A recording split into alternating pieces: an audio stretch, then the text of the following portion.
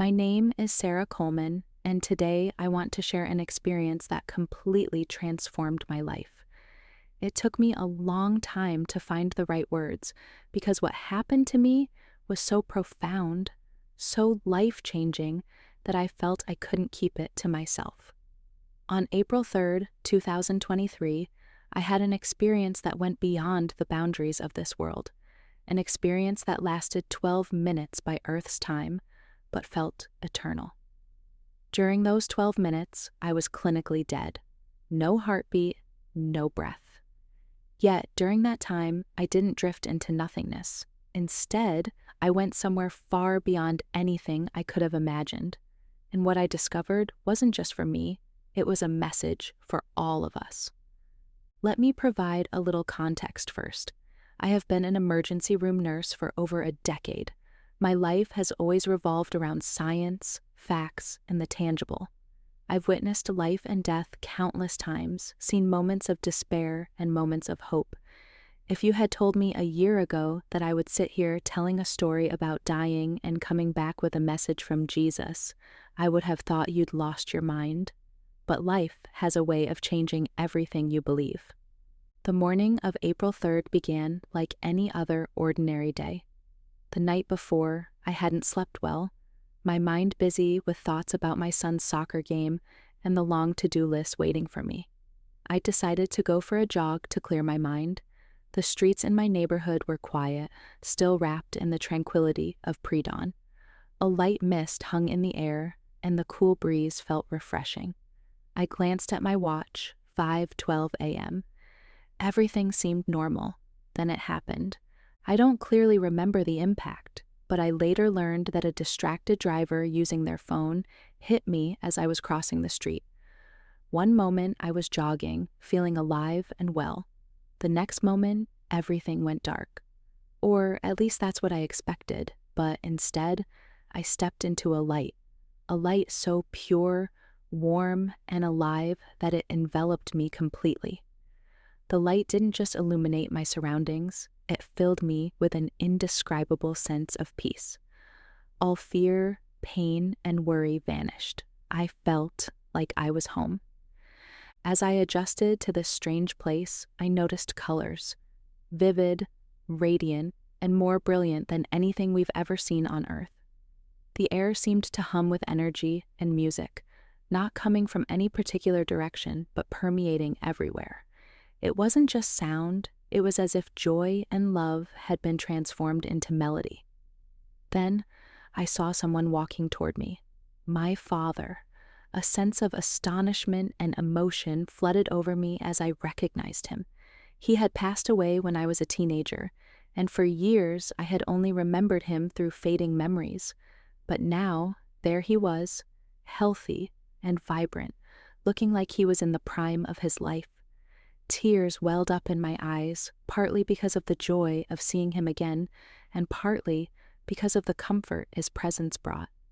His smile was exactly as I remembered, a smile that brought a sense of safety and love, but this time he radiated a divine light that made it impossible to look away. "Sarah," he said, his voice filled with warmth and love, "you don't need to be afraid. He's waiting for you." Before I could ask what he meant, he reached out and touched my hand. The sensation of his touch was extraordinary, warm, gentle, and full of life. It was like a soft current of electricity ran through my body, awakening every cell and calming every worry. At the same time, a profound sense of peace and love filled my heart, bringing tears to my eyes. It wasn't just a physical touch, but a deep connection between our souls, a silent reassurance that needed no words. All the questions I had ever wanted to ask him were answered without a single word. Then, the light around us grew stronger, more focused, and I saw him, Jesus. Describing Jesus is impossible. He didn't look like any image I had ever seen. His presence was both human and divine, radiating a powerful love and authority that defied description. When I looked at him, I felt a deep reverence, as if I was standing before the source of all goodness and holiness. His eyes held everything: compassion, wisdom, and an infinite depth that seemed to see every corner of my soul, who I was, who I had been, and who I was meant to become.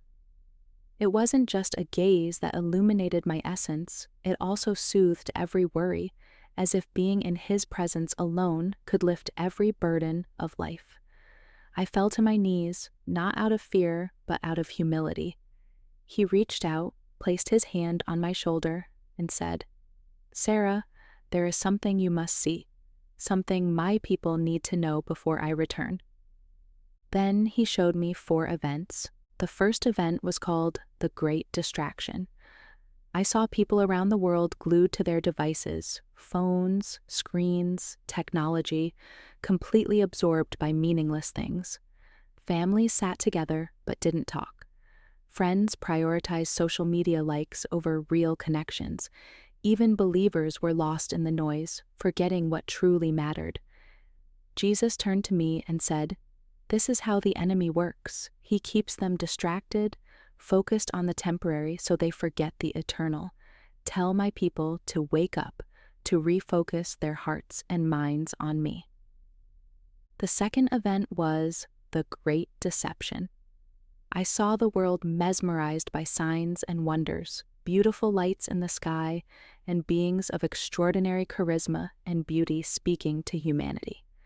They promised peace, unity, and enlightenment, but their words were full of lies. Even strong believers were drawn in, seduced by their promises. Jesus said, "These are not from me. They will mix truth with lies, leading many astray. Tell my people to remain steadfast in my word, for it is the only foundation that cannot be shaken." The third event was the Great Awakening. Waves of light spread across the world as people turned back to God. Families prayed together, communities were alive with worship and repentance, and miracles happened everywhere. Lives were transformed, but this awakening came with persecution. Believers were mocked, attacked, and even killed for their faith, yet their joy was unshakable. Jesus said, "My spirit will move powerfully in these days, but the cost of following me will be great. Tell them to stand firm, for the reward is eternal." The final event was the Great Return.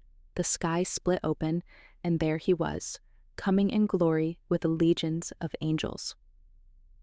The entire world stopped. Every knee bowed, and every tongue confessed that Jesus is Lord. Some did so in awe and worship, others did so in terror. It was the most beautiful and powerful thing I had ever witnessed. Jesus said, "This is what awaits. Tell them I am coming soon. Tell them to be ready, for no one knows the day or the hour." When the vision began to fade, I found myself still kneeling before him. A feeling of longing filled my heart, as if I wanted to hold on to this moment forever. But at the same time, a gentle peace washed over me, a reminder that he was always with me, even when not visibly present. I felt the weight of the responsibility he had given me, a sacred yet empowering mission. I knew that his love and what I had witnessed would be my strength to carry out this task. He looked at me with such profound love that it brought tears to my eyes. "Sarah," he said, "the world is entering a time unlike any it has known. You have seen what is to come, but remember this: I am always with you, and I am always with my people. My love never changes, and my promises are unbreakable. Even in the midst of trials and chaos, those who trust in me will find peace beyond understanding." Then, with a gentle urgency, he said, "It is time for you to go back. Your work is not finished. Tell them I am coming soon." In an instant, everything changed. The vibrant colors, the music, and the overwhelming peace collapsed inward, as if being pulled through a tiny pinhole of light. I felt a jolt, a rush of sensation as I returned to my body. Pain flooded in, my chest burned, my lungs gasped for air, but I was alive. The first faces I saw were those of the paramedics, their expressions a mixture of shock and relief. "She's back," one of them said, voice trembling. The days that followed were challenging both physically and emotionally.